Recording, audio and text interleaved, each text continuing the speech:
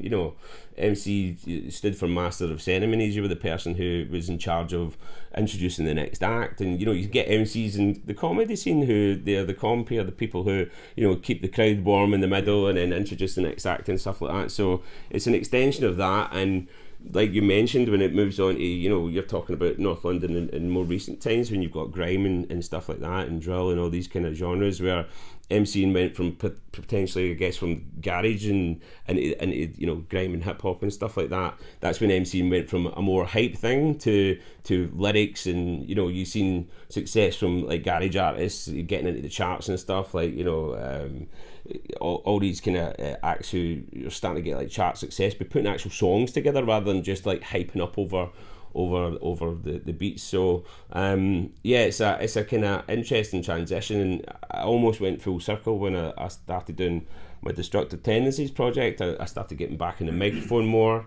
and recording lyrics on the songs. So rather than just performing like kind of freestyle flow and hyping the crowd as I worked, I would be recording more kind of theme-based songs that I would then perform live as we DJ'd, and I would like do the lyrics live over the microphone as well, and that created a more of a show that other artists weren't doing at the time when we were kind of, you know, really kind of making headway when we were playing in Europe a lot. So that was me kind of going full circle from, you know, when I started out in the 90s to, you know, the kind of 2000, I guess 10, 11 through until maybe just before the pandemic when I was like getting back on the mic more and more. So yeah, it's a you know, a real distinction.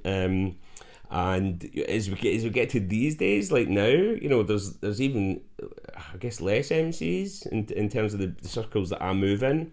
I still do some old school sets or older sets where we have MCs who do more lyrical based stuff, but generally the kind of shows that I'm playing these days is Joey Riot. Kind of reinvented the brand again. I'm taking up the mic as well as DJing, so I'm hyping the crowd.